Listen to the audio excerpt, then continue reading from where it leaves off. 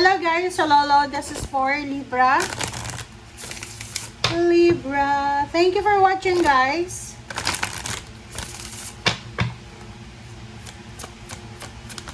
Tingnan natin, Libra, kung anong messages, vibration, gabay, energy para sa inyong lahat.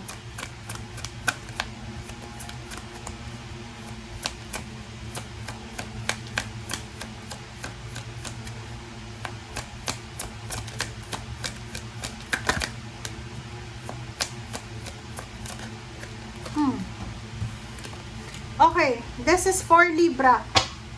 Okay, Libra, lessons and blessings. Trees. Wow. So, for the second half of August, sinasabi ng bara sa'yo na marami kang lessons in life. Kumbaga, yun yung ibabalik sa'yo. And trees, guys, this symbolizes our family, our foundation. So, it's about your kids, your parents, your siblings, your generation, your ancestors, parang ganun. So, sinasabi ng bara sa'yo, marami kang blessings, maraming lessons na ipapakita sa'yo ang universe sa 2 linggong ito tungkol sa iyong pamilya, tungkol sa iyong dugo, kadugo, parang ganun. About your genetics.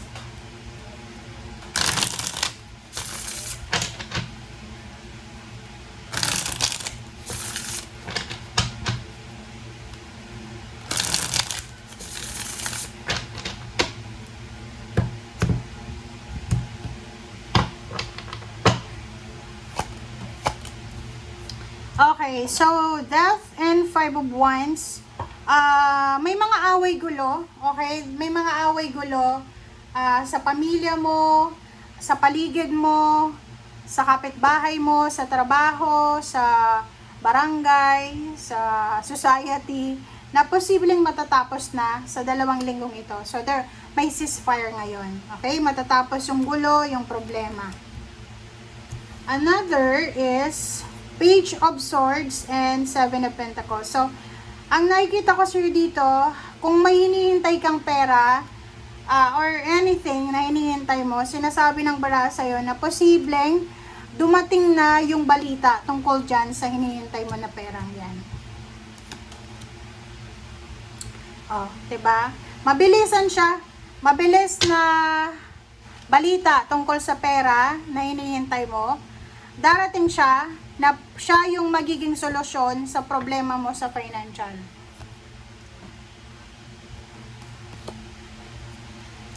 Love life, guys. Sa love life, sinasabi ng baraha sa'yo na siguro may relationship ka, tapos makikita mo na may magugustuhan ka pa pala.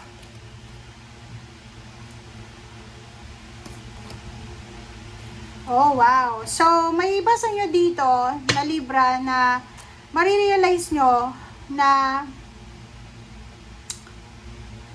yung kasama nyo ngayon, it's either asawa mo yan, boyfriend, girlfriend, kalibin partner, kahit kasal, parang marirealize mo na hindi mo talaga naman siya gusto or na fall out of love ka. And meron kang ibang pamantayan ng relationship, parang ganon. So, sa nakikita ko sa'yo dito, posibleng makakapag-desisyon ka na makipaghiwalay sa kanya. So, masasaktan siya. Pero, ikaw, matatahimik ka. Kasi, diba, sino ba naman ang nakikisama sa lalaki o babae, hindi mo naman mahal.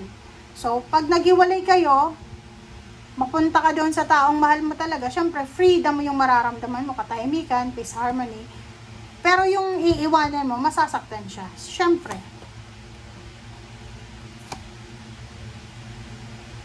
Oh, 'di ba? So sabi ng bara sa'yo dito, hirap kang magdesisyon. May mga decision making ka sa 2 linggong ito na mahihirapan ka na gawin.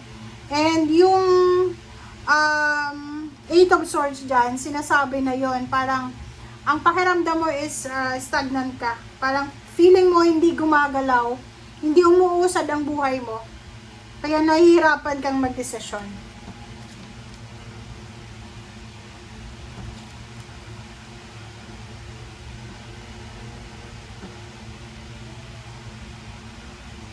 Alright, so dito naman, sinasabi ng barahan na isang bagong travel plans na uncertainty siya, hindi mo siya sigurado kung maganda ba yung pupuntahan mo, pero sa nakikita ko sa'yo dito na you're planning to travel, to relocate, to search for a job, or for a place na talagang hahanapin mo siya, hahanapin mo yung sarili mo.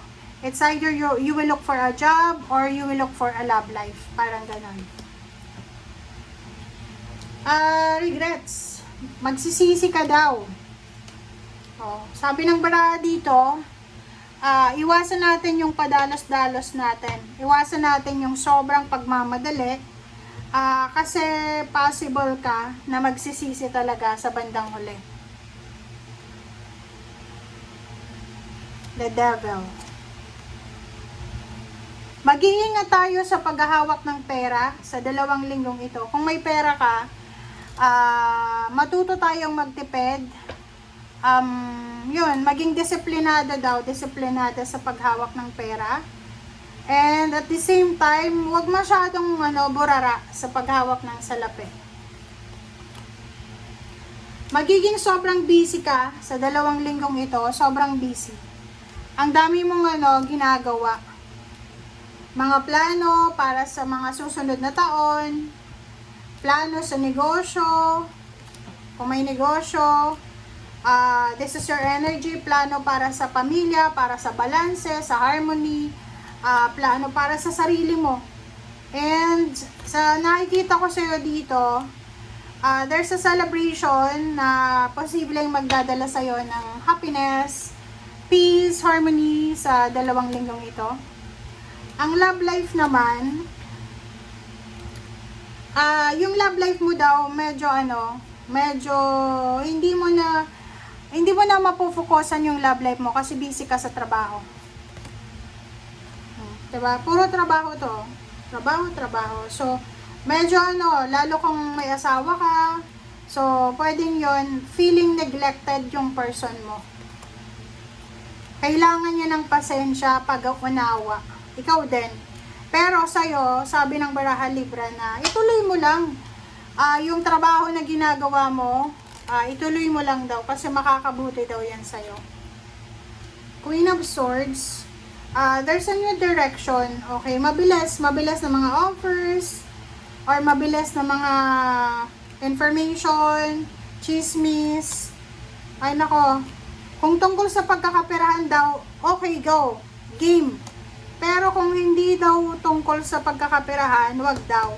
So, dito sa baraha mo na to, ang nakikita ko sa'yo, sinasabi dyan na kung halimbawa may mga issues ka sa relationship, sa family, or sa mga kapitbahay, katrabaho mo, chill lang, wag mong masyadong dibdibin as long as na hindi naapektuhan yung pinagkakakitaan mo, yung bread and butter mo. Okay? Kasi yun yung importante.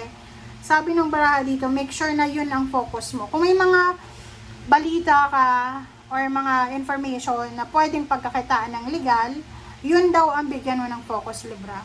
Yung mga drama ng family, drama ng kapitbahay, drama ng kung kani-kanino, hayaan mo daw yun. Okay? Thank you guys. Bye!